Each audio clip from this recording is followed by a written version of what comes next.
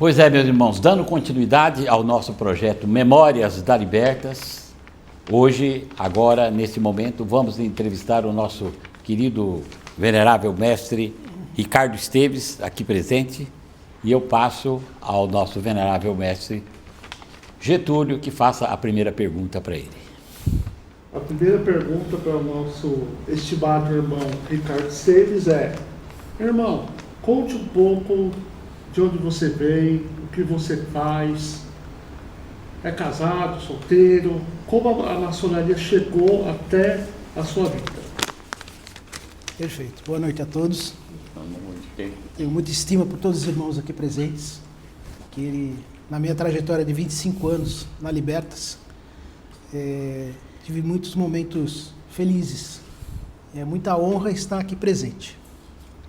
A minha história é muito assim, cheia de altos e baixos, né?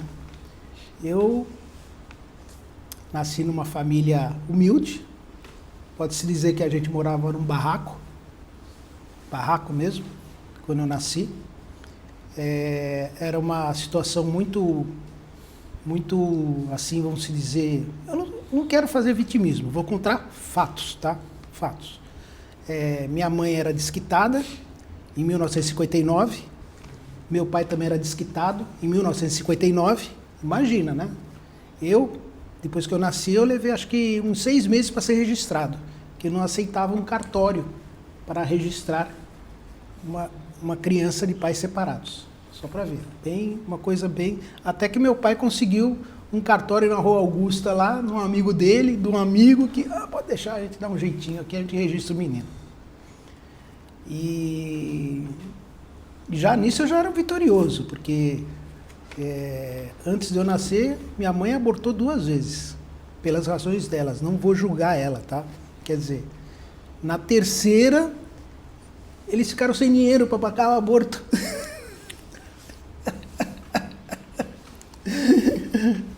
Como a história é bem, né? É bem assim, sutil, né? Aí, e foi indo, e meu pai, ele até fala o quanto ele se arrepende de tudo isso que aconteceu. Porque a partir do momento que vingou assim, a minha gravidez, né, da minha mãe, ele começou a ganhar muito dinheiro. Ele falou assim, a vida mudou de repente. Tanto que eu nasci na maternidade de São Paulo, paga. Até então, 9 meses antes, meu pai não tinha dinheiro nem para pagar o almoço. Em 9 meses ele mudou o patamar dele. Mesmo assim morava num barraco. Vamos deixar o mínimo. Aí conseguiu dinheiro, fomos para Santo Amaro, comprou um terreno lá, fez uma casa. Só que ele trabalhava muito com os hotéis do centro de São Paulo. Ele trabalhava com aquecimento central. Antigamente não existia chuveiro. Então você tinha um aquecedor de água que gerava a água que circulava nos apartamentos. Hoje ainda existe isso. Se você for em Curitiba, se você for nos locais mais frios, não existe chuveiro, existe o aquecimento central que chamam, né? E era o filé mignon dele, porque ele era de uma empresa que trabalhava com isso, ele foi mandado embora e, o que eu vou fazer? Eu só sei fazer isso, montou lá a oficininha dele disso daí e prosperou. Aí, só que de Santo Amaro, ficamos lá 6 anos, ele falou, não dá. Meus clientes são tudo aqui de São Paulo, eu tenho que acordar 4 horas da manhã para vir para São Paulo, alugou uma casa aqui no Bexiga, aqui pertinho do Bexiga, aqui.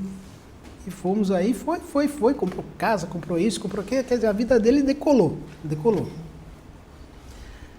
Então, ele me deu a possibilidade, como eu era filho de praticamente 2 famílias distintas, né? Porque meu pai separou, tinha uma família, minha mãe se separou, tinha outra família. Então, uma coisa muito complicada. Tinha filhos de um lado, filhos do outro, né? E meu pai sempre deu oportunidade para todos. E eu fui o único que consegui me formar engenheiro. E o resto parou tudo no meio do caminho. Tudo quanto é tipo de problemas, tudo, né? E no Bexiga eu conheci uma italianinha lá, chamada Regina. Meu pai falava assim, mas essa italianinha vai roubar você da gente aqui. Teve muitos conflitos, que eu não queria o meu casamento, né?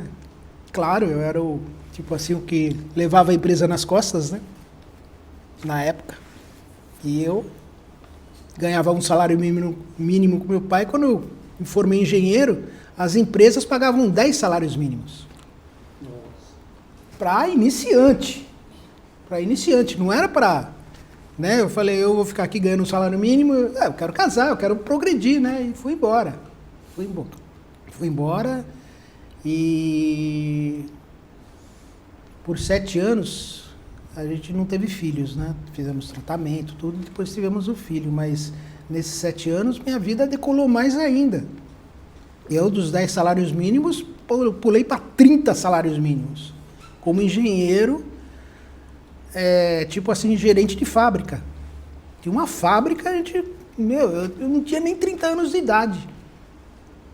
Aquilo ali era um peso tamanho de um bonde, porque era muita responsabilidade, uma pessoa muito nova. Eu aprendi desde quando eu comecei a trabalhar com 14 anos com meu pai, sempre veio a responsabilidade, sabe? Eu era o caixa da empresa, sabe? Controlava todas as entradas, todos os pagamentos. Na hora que eu saí, ele teve que se virar. Aí ele entrou em declínio, porque antes ele só trabalhava e não se preocupava com as contas.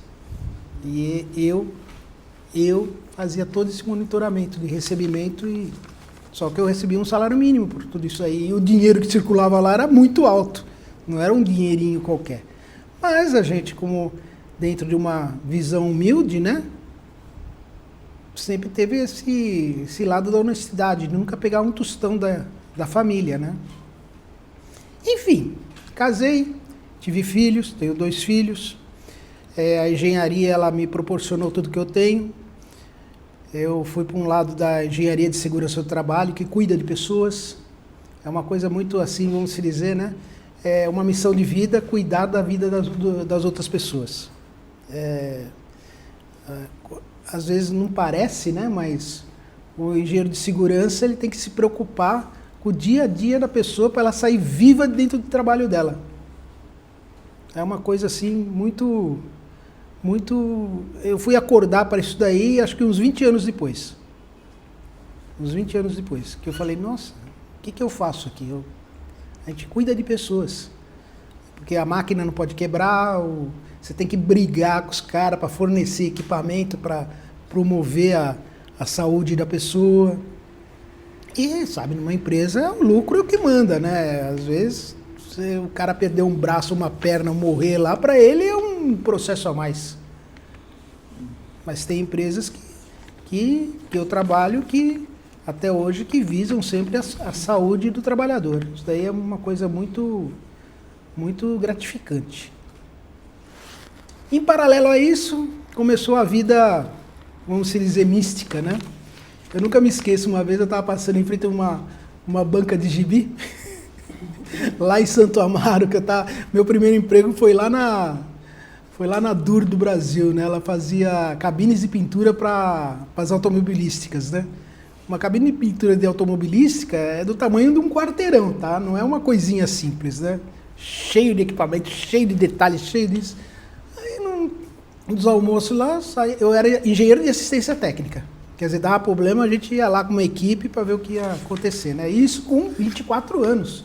Não era, uma coisa assim, né? Que a gente não tinha a dimensão da coisa, né? Eu parado em frente à banca de gibi, tá lá um livrinho lá escrito assim, leitura de mão. Que coisa é essa? Comprei. Adorei o assunto. Comprei uns 3 livros daquilo ali. Eu li a mão de todo mundo. Depois eu vou dizer por que eu tinha essa facilidade, que eu fui descobrir depois. Aí eu saí dessa empresa, fui para a GM, da GM fui para... Cigana.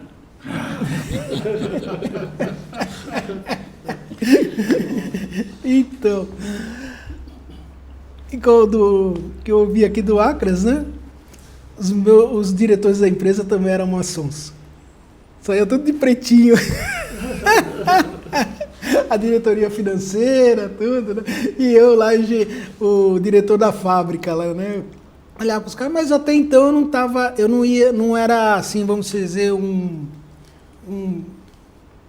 admirador disso daí. Ele tinha a vida deles, eu tinha a minha, eu já tinha um monte de problema dentro da fábrica, né? A peãozada lá quase se matava, você tinha que, né? Você tinha que resolver um outro problema. Até teve um dia lá que eu, em São Bernardo do Campo, encontrei um amigo meu que era fiscal do Ministério do Trabalho. Ele estudou comigo na engenharia. E por coisa do destino, encontrei ele lá em São Bernardo, lá no centro. Ah, meu, você aqui? Quanto tempo, meu Deus! Vamos almoçar. Meu, faz o curso de engenharia de segurança do trabalho. Os clientes eu te arrumo. Chegou uma hora que eu pedi conta. Dos 30 salários mínimos que eu ganhava, eu pedi a conta. Porque tá vindo muita indicação. Né? E a vida foi assim, estourou. Estourou, foi, né? Abri uma empresa, tinha um contador chamado Walter Torres. Walter Torres. Esse contador era contador do meu pai, né? Aí eu tinha saído lá, eu tinha um escritóriozinho dentro da oficina lá do meu pai, eu comprei uma casa, só para ver como uma coisa explodiu, né? Comprei uma casa no Ipiranga e montei minha empresa lá. E o Walter Torres faliu. Meu Deus, faliu. Pegou o pacote de clientes dele, para quem que ele vendeu o pacote de clientes dele? O Antônio Carlos Silveira. Essa nem eu sabia. Foi assim mesmo, né? Aí no pacote quem veio? Foi eu, meu pai, um monte de clientes foi pro Toninho, né? Um monte de clientes foi para ele, né? Então, e ele, na força do ofício, né? Ele tá recebendo um pacote, ele foi visitar cada um, né? Foi visitar cada um, eu recebi ele, tudo. Ele me passou continuar, né? Eu falei, vamos, tratamos o valor mensal lá, tudo, continua assim, continua assado. Eu tinha funcionários, não era uma coisa, era uma coisa assim bem, vamos se dizer, não era muito complexa, mas era assim, né? Aí, de um tempo depois, o Toninho me fez o convite para a maçonaria. Eu já sabia mais ou menos o que era, né? Eu conversei com meu pai que tinha o primário, tá? Ele tinha o quarto ano primário. Ele me explicou o que era. Sabe o que é? Isso daí é assim, assado, não sei o que lá. Eu falei, mas você já fez parte? Não, me convidaram, mas eu nunca fui. Sabe, aquela coisa lá, eu fiquei olhando pra cara dele assim, eu falei, tá bom, vai. Aí uns 5 anos depois, eu aceitei. Falei, tá bom, vamos expandir nosso universo aqui, né? Aí quem me faz a visita do sindicante? Senhor Acras. E demorou um ano, hein? Demorou um ano. Aí eu não sei o que aconteceu aqui na Libertas, né? Foi um ano depois. Até eu liguei pro Toninho e falei, mas Toninho, esse negócio vai vingar ou não vai? Não, pode deixar que a gente vê, pode deixar. Nisso daí ele já tinha me convidado para ir no lar, né? Para conhecer, né? A propaganda era o lar, né? O lar era tava ali. Vamos fazer benevolência, não sei o que. Lá, tudo, né? A ideia foi sempre maravilhosa, tá? A bandeira do lar, nessa época da Libertas, era coisa assim, sensacional. Tanto que eu entrei, eu fui escalado lá para ficar um final de semana. Né? Chegar às 7 horas da manhã, sair 5 horas da tarde, no domingão voltar às 7 horas da manhã, sair de novo 5 horas da tarde. Né? E era assim, né? Uma vez por ano, né? Porque tinha tanto irmão, né? Ia, não sei, arrumava outros, eu não sei como eram as escalas, né? E tinha os lar da criança feliz, nossa, era sensacional. A família toda foi envolvida, todo mundo gostava. Tinha a Lepostiche, que era o carro-chefe, né? Eu ficava no brechó. Toda porcaria do brechó lá, a gente arrecadava coisa pro brechó, ia buscar na casa do pessoal. Nossa, era sensacional. Então, aí foi evoluindo, né? Eu já avancei, né? Você falou da vida, né? Já tô na Libertas, já, né? Qual é a próxima pergunta aí? A próxima pergunta aí. Bom, aí, irmão Esteves, então, essa tua trajetória, você então está explicando como é que você chegou aqui na Libertas. E aí, na Libertas, você está contando parte aí do Lar da Criança Feliz, mas você chegou aqui, desenvolveu várias atividades e chegou a ser venerável aqui da Libertas. Então, eu gostaria que você contasse essa tua projeção aqui na loja e como transcorreu a sua venerança, o que adicionou na sua vida, quais foram os destaques que você coloca na tua gestão. Assim, dos cargos eu passei por todos os cargos. O único cargo que eu não passei foi o de mestre de cerimônias. Foi o único cargo que eu não passei. Mas depois eu fui brindado para ser mestre de cerimônias de 2 instalações. Na época do Covid aí não tinha mestre de cerimônia. Tá certo. Mas em compensação nos graus filosóficos eu também fui todos os cargos e lá eu fui mestre de cerimônias. Mas então, na Libertas, passando por todos os cargos, tinha uma fila, né, de pessoas, né, para ser venerável, né? E eu estava lá trabalhando. O Paulo, que era o meu chefe, né? Era meu chefe, o Esteves, precisamos de tal coisa. E lá ia o Esteves lá procurar tal coisa. Tem aquela música, tem uma música chamada Cássia Amarela. Eu não consigo essa música. O Esteves conseguiu a música. Eu fui na gravadora. Na época eu tinha uma empresa que tinha muitos funcionários. Então eu tinha tempo livre. Então eu podia me dedicar a essas coisas, né? Eu fazia sindicância, da mesma forma que o Acras veio fazer sindicância para mim, eu ia fazer a sindicância sozinho lá no irmão, eu ia fazer sindicância com a cunhada, assim, com outro irmão, é claro, né? Com tudo, né? Mas mesmo assim tinha uma fila, muita gente, né? De repente, eu não sei o que aconteceu um ano lá, foi um tal de kit, abriu um vazio na loja assim e fala, você vai ser o venerável. Eu fiquei olhando assim, eu falei, eu? Quer dizer, segundo o vigilante, né? Não é venerável. Né? Aí eu fui, né? Passei antes como tesoureiro, né?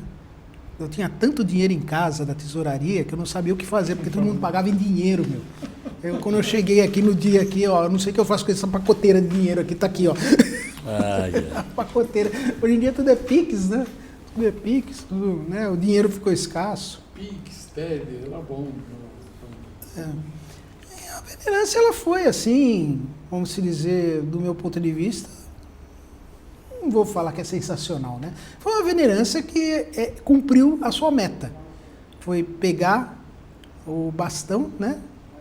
E entregar o próximo venerável. Conduzir, né? Nós tivemos um problema de caixa quando pegamos a loja, né? Não por culpa do venerável, é claro, né? Mas por, sei lá, existem problemas. Existem problemas.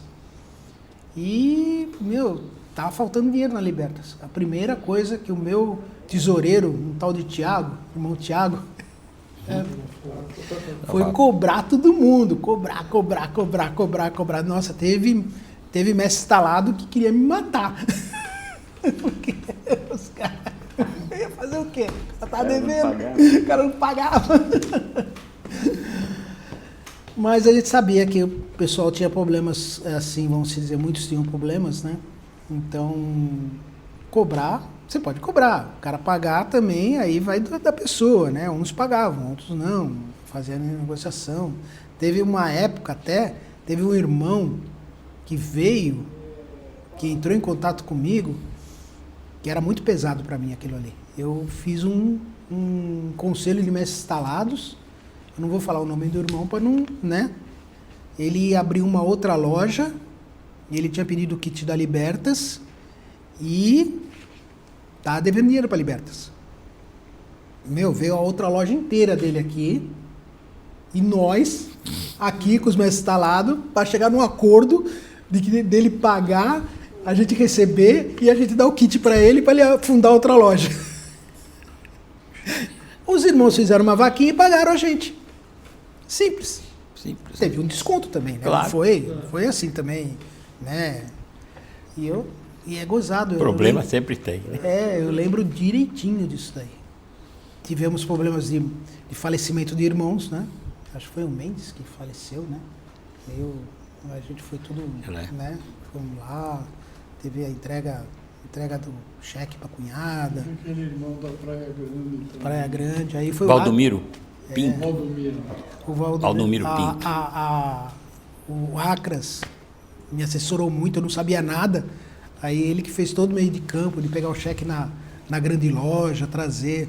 A cunhada evangélica. Muito. Mas ela era uma boa pessoa, tudo, né? Mas, sabe, ver um monte de maçom, uma mulher evangélica. Quando ela recebeu o cheque, que foi o que ela falou, Acras?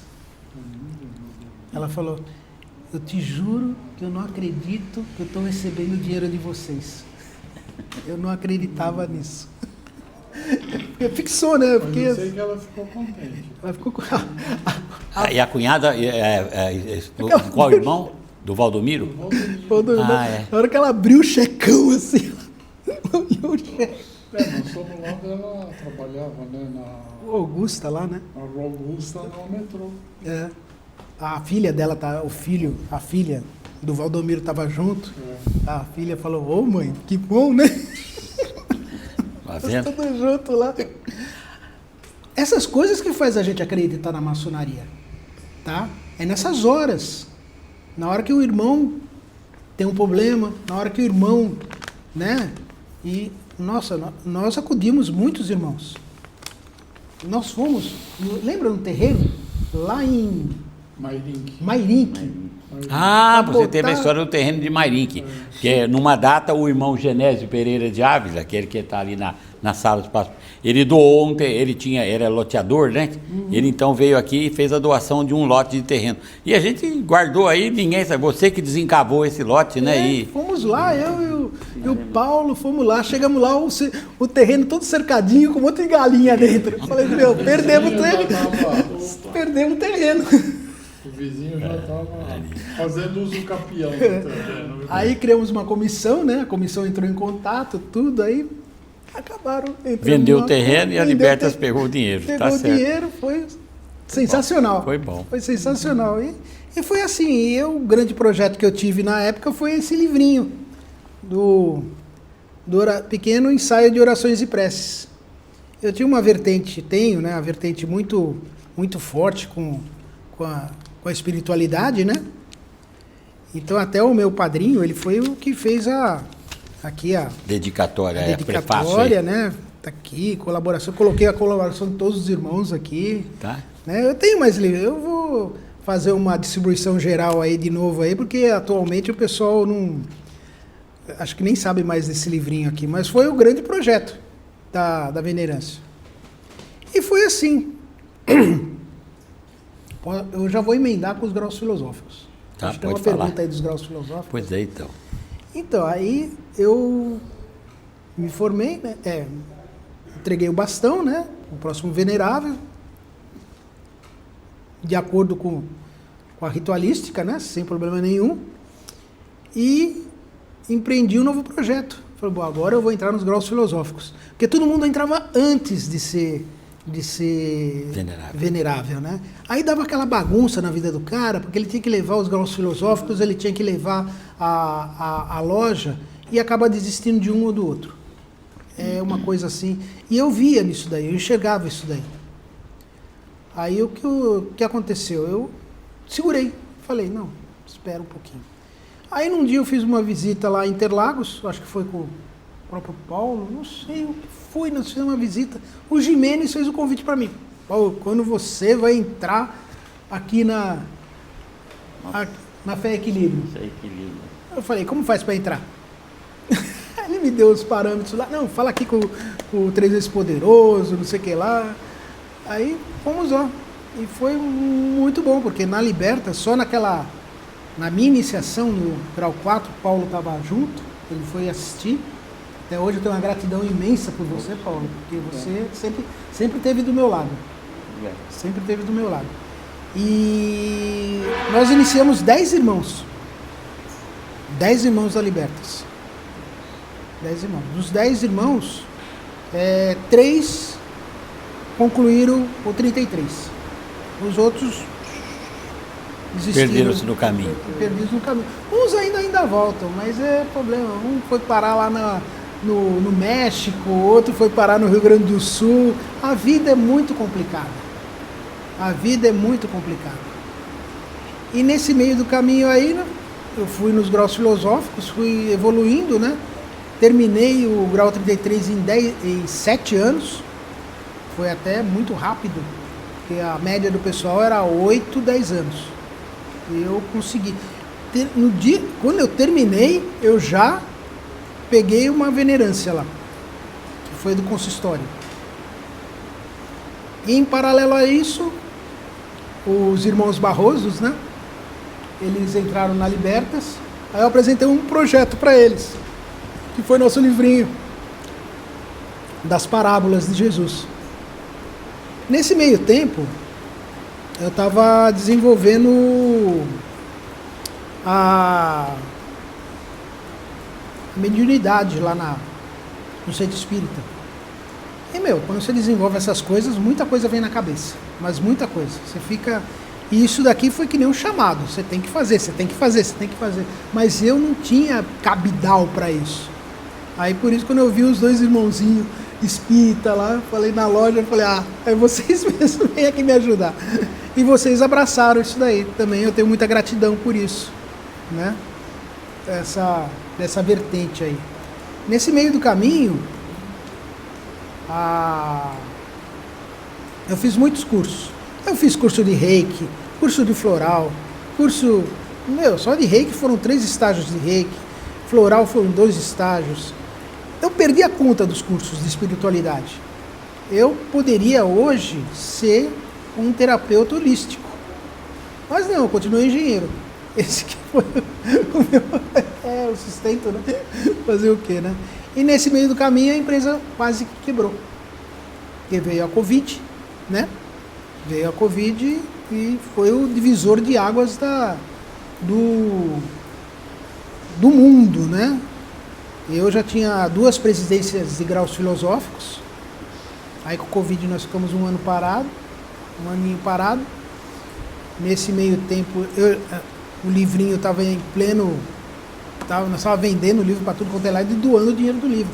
Eu lembro até na festa do Lar da Criança Feliz, o nosso livro foi doado R$2.600. O pessoal não acreditava de onde veio aquele dinheiro. Eu falei, foi de venda. Mas é que eu fazia venda online, né? Eu ficava enchendo o saco de todo mundo. Me compra 5 livros, a própria loja também bancou parte dos livros. Mas ela bancou em troca de livros, né? Não foi assim, não foi um doado. O cara comprou livro antes, né? E eu banquei outra parte do livro. Mas conseguimos, assim, fazer essa doação. Esse seu lado espiritualista, de desenvolvimento de tantas áreas adjacentes, ligadas aí, veio alguma coisa, nasceu alguma coisa aqui de dentro da maçonaria? A maçonaria teve alguma influência nesse teu desenvolvimento nessa área aí, espírita, ou você já trazia isso contigo, Não. ou aperfeiçoou aqui? Como é que surgiu essa história? Eu não trazia nada antes da maçonaria, não trazia nada. Tanto que eu sabia ler mão. Eu sabia ler as mãos. O cara me apresenta a mão, eu vejo, eu olho assim, eu parei de ler porque eu comecei a... Da vida, a linha do coração. Tudo. Eu parei de dar isso daí porque às vezes eu via coisa que eu não queria ler e eu não queria mentir pro cara. Então era difícil. Aí eu parei com isso daí. Eu falei, não. Mas antes da maçonaria, eu materialista top, sabe? Aí com a maçonaria a gente começa, né, dar essa assim, amenizada, né? E o auge disso daí foi com isso daqui a elaboração do livrinho. Porque eu fiz um apanhado da oração de início da Libertas, né? O grande mestre de orações de início era o seu Acras. Quando ele fazia de bate-pronto, sem ler nada. Acras, você precisa fazer a leitura, faça a oração hoje. Ele levantava lá e a glória do grande arquiteto do universo, que o manto sagrado, né, e ia embora assim, eu ficava abismado. Eu ficava olhando para ele assim, eu falava, meu Deus, um dia eu vou chegar nisso. Acho que hoje eu nem cheguei. Ainda não cheguei, né? Historicamente, você fez muito estudo da Libertas, alguma coisa nesse sentido, não? Sim, olha, é uma coisa assim incrível, sabe? Porque eu conheci pessoalmente Jânio Quadros. Conheci pessoalmente. E não me pergunta como eu consegui isso daí. Porque o meu pai era uma pessoa muito popular no bairro do Bexiga, e ele tinha muitos amigos lá, políticos, né?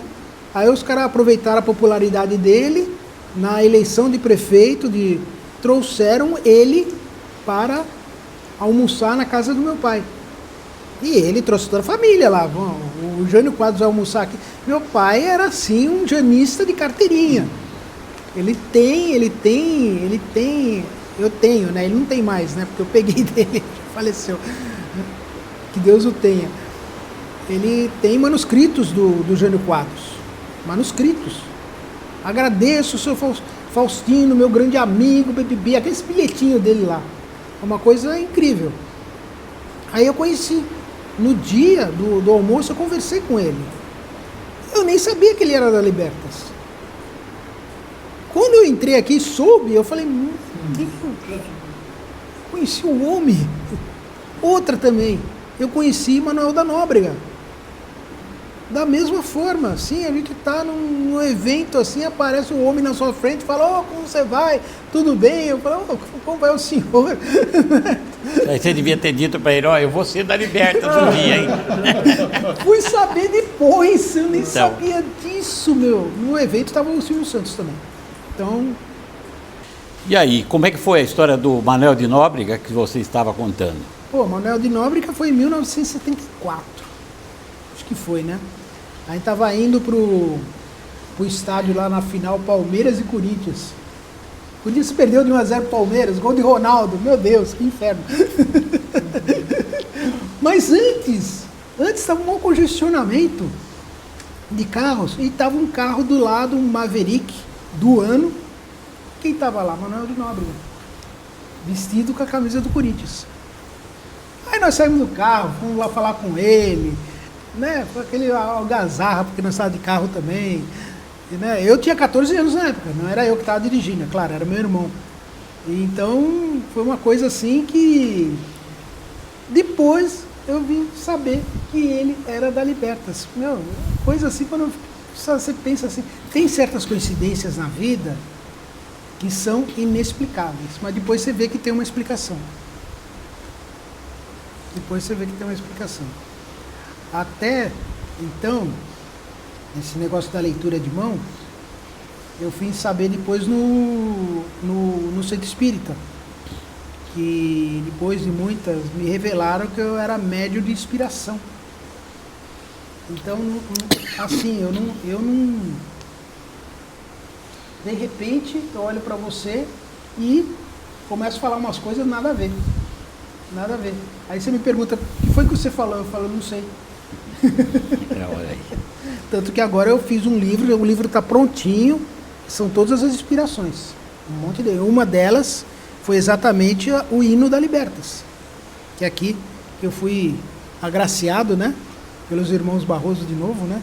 Que tiveram a excelente ideia de fazer uma instrução histórica da Libertas, e eu participei dela sem querer aqui, porque quando eu terminei minha venerância, a letra do hino da Libertas já estava pronto. Seria um projeto meu, só que não deu tempo. Aí, como nós tínhamos o maestro lá, o Ferrares, né? Excelente pessoa, entreguei para ele, isso daqui é para ser o hino.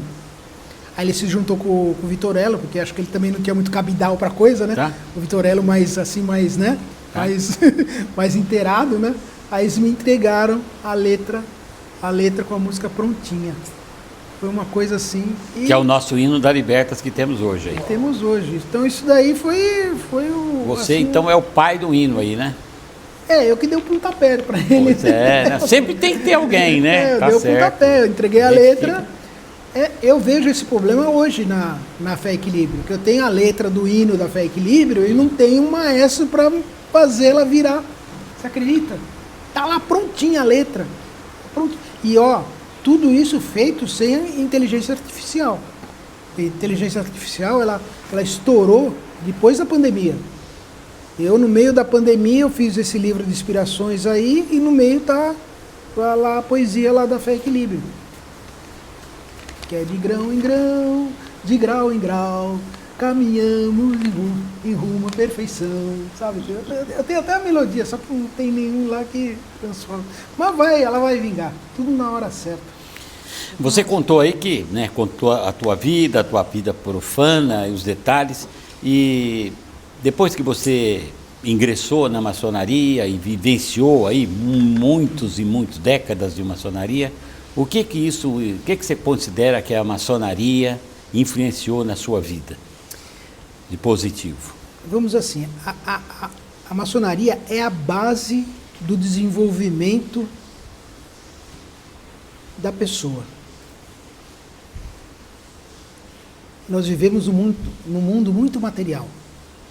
Para você, assim, sair desse mundo material e poder, assim, transitar um pouco na espiritualidade, você precisa ter uma base. Uns têm a base da religião. Espiritismo, catolicismo, evangélico, mas ela tem certas amarras filosóficas. Você não pode isso, você não pode aquilo. A maçonaria é diferente. Ela te proporciona isso daí e te dá o livre pensamento. Ela te abre isso daí. E só que a pessoa, como todos nós aqui, eu me incluo ainda hoje nisso aí, somos totalmente imperfeitos. Mas se nós não tivermos uma base para começar, e a maçonaria te dá essa base para começar, da sua lapidação, do seu desbastar da pedra bruta. Ele te dá essa oportunidade. Tanto que muitos de nós, e eu me incluo nisso, ainda a gente consegue visualizar que tem um longo caminho a ser feito. Por quê? A maçonaria te dá essa reflexão. Fala, olha, você pode fazer os 3 graus da maçonaria e não fazer mais nada. Mas se você seguir aqueles 3 livrinhos lá ao pé da letra, o conhecimento é infinito. Quando tem um livrinho lá, uma instrução que fala tal coisa, o vitriol, não sei das... o que é isso? Você vai atrás daquele chamado ali, tem uma filosofia que não acaba mais. Tanto que eu falo que não acaba mais, porque eu comecei a fazer um curso de filosofia. É muito complicado. É muito complicado. E como eu tenho a vida profana exige muito da gente, a filosofia você tem que estudar livros. Então não dá, eu parei. Falei, não, aqui vai ser depois dos 70 anos. Porque a maçonaria te dá essa oportunidade. Na hora que você começa a ter uma instrução que roda a palavra e você tem o discernimento da palavra, você evolui um pouquinho. Esse pouquinho te dá base para você poder enfrentar outras coisas. E é de gota em gota, de grão em grão, que você vai, graças à maçonaria. Eu estou vendo que você, como já foi dito aqui por alguém, você tem que ir buscar, né? O conhecimento está em algum lugar e você tem que sair para buscar. Você tem que sair da sua zona de conforto e procurar esse conhecimento, que ele está lá. Aí você fez esse trabalho, faz esse trabalho e está dando um exemplo de como que você fez esse trabalho. Como é que você conciliou um trabalho tão assim, engenharia, com essa parte espiritualista, espiritualista, assim, uma parte fundamental da existência, e que você, com isso, você se instrui, mas ao mesmo tempo você tem muito a passar para as pessoas, não é isso?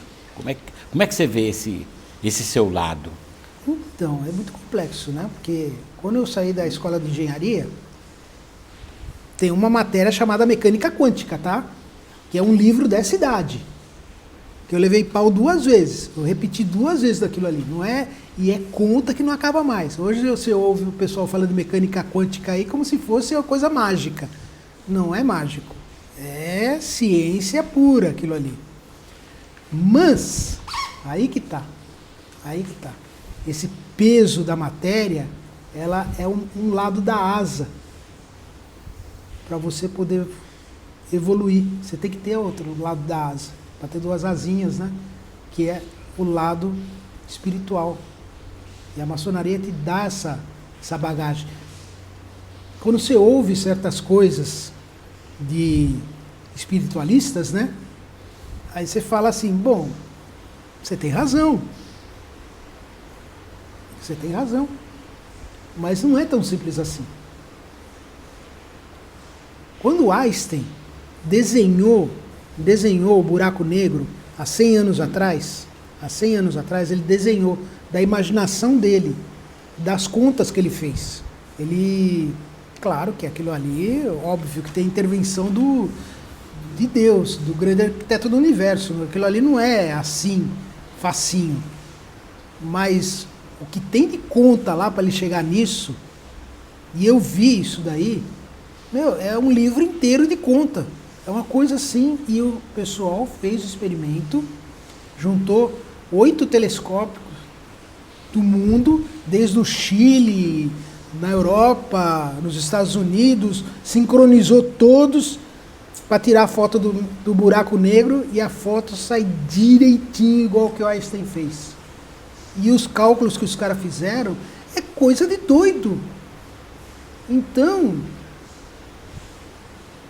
não é assim simples explicar que a matéria é uma coisa assim que, não, aqui o azulejo é branco, aqui é preto, e é isso. Não, não. A coisa é muito maior que isso. Mas é muito e muito maior que isso mesmo.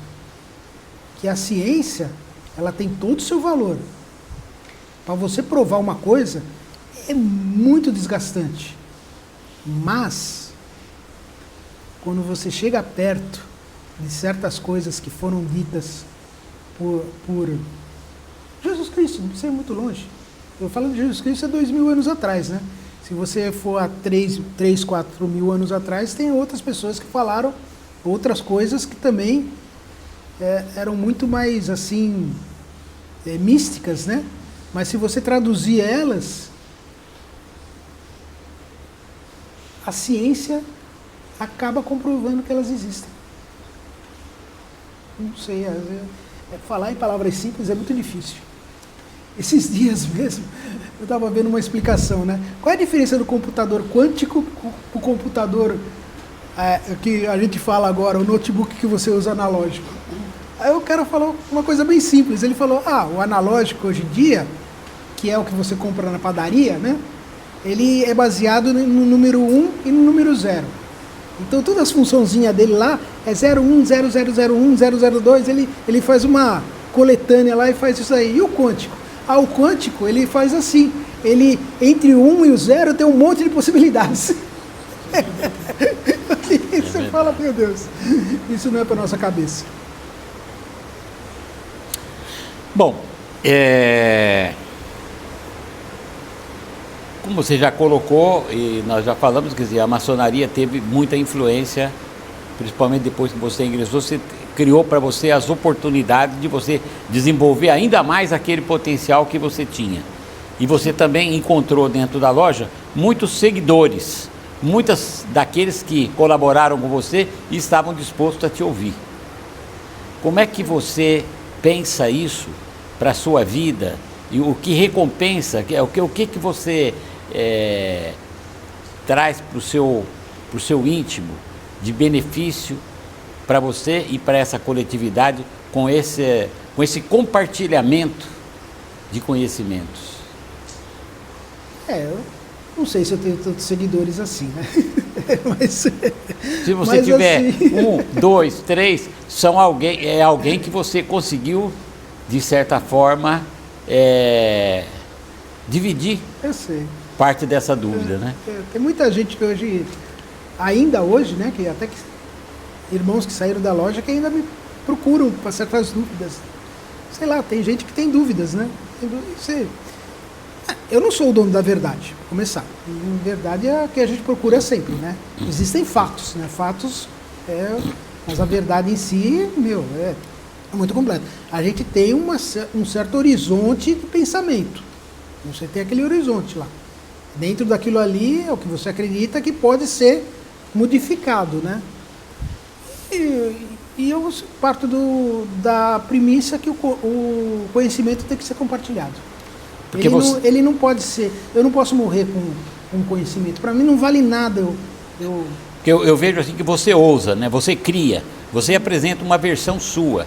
E assim, sempre as ideias partem de uma coisa. Alguém começa e você parece que tem esse perfil daquela pessoa que tem essa possibilidade de apresentar uma alternativa diferente. Estou lembrando do professor Raimundo Rodrigues. Chegou a conhecê-lo? Irmão? Sim, conheci. Então ele dava aula de filosofia. Sim, eu assisti uma palestra dele. Discurso de oratória com ele. Aí ele falava assim: ninguém sabe nada da sua própria cabeça. O que você me diz isso? Isso é óbvio. Dentro do centro espírita me falaram que a minha mediunidade é de inspiração. Muita coisa que eu falo não é de mim. Não é de mim. Muita coisa que às vezes vem na minha cabeça, eu falo, aí eles me perguntam de onde veio isso daí. Eu falei, eu não sei. O pessoal falou. Teve o caso aí, me perdoa por relembrar esse caso, tá? Eu fiquei matutando, fiquei enchendo os picuados venerável para ele ir lá no cemitério para liberar o jazigo. Porque aquilo ali me atormentava a cabeça. O jazigo da Libertas estava abandonado, precisava ir lá, precisava regular. E ele foi, regularizou e não vou falar o que aconteceu depois. E foi na época certinho, que estavam recadastrando. Senão poderia até perder. Né? E de onde veio isso daí? Não sei de onde veio. É uma coisa assim que muita coisa aparece assim, às vezes nós estamos conversando. Hoje, antes eu falava, hoje em dia eu seguro. Eu olho assim, eu falo, pode ser outras possibilidades, né? Então... Veja só que é muito importante a sua presença aqui, é muito importante a sua colaboração, é muito importante de você ter também, né? Você está aí compartilhando com a gente e colocando aí em forma simples quanto conhecimento, quanta coisa importante que faz os outros virem à tona, trazerem à tona os pensamentos que tem muito para fazer, tem bastante coisa para fazer e coisas boas, benéficas, para o bem, para a filantropia, para o desenvolvimento espiritual de cada um, né? Fora tirar um pouco do materialismo da coisa. E caminhando para o final, queria ver as tuas considerações finais e também que você colocasse assim para nós, de uma maneira ampla, o que você diria para aqueles futuros irmãos que virão aqui para a nossa loja Libertas, aqueles que estão no futuro, que vão olhar a nossa conversa e avaliar o que pensava o nosso irmão Ricardo Esteves naquela data lá de janeiro de 2025, compartilhando com os irmãos tantos conhecimentos interessantes e principalmente trazendo à luz tantas informações que servirão para todos nós. Eu diria para esses irmãos, que pode ser que nem vão me conhecer fisicamente, né? Pode ser que no futuro eu vire só uma imagem, né? De um vídeo que pode ser colocado à disposição dos irmãos, que veja na maçonaria a oportunidade do desenvolvimento humano. Cada cargo que você desenvolve na loja é uma oportunidade para você poder subir um degrauzinho na escada de Jacó. Um degrauzinho. Se nós temos infinitas reencarnações, para os que acreditam em reencarnação, você vai estar te poupando alguma delas. Porque na hora que você aprender o que um irmão chanceler tem que fazer e poder aplicar isso daí, você vai estar melhorando você mesmo, porque você vai poder aplicar na sua empresa. Porque na própria iniciação está escrito assim: Antes de começar qualquer empreendimento, faça uma oração. Tá lá bem clarinho isso daí. Quando eu falei isso daí uma vez em loja, tu falou, onde está isso? Onde está isso? Eu falei, abre tal página aqui, está aqui, ó.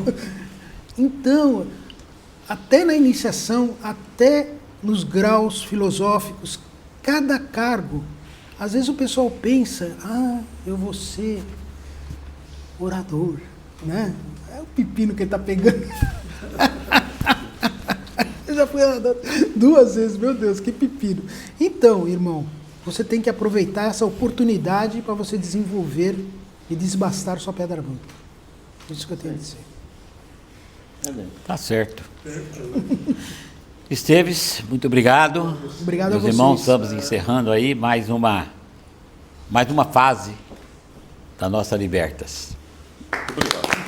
Obrigado a todos nós aqui. Obrigado ao João, por ter essa iniciativa, né? Obrigado. É isso aí. Beleza? Vamos lá.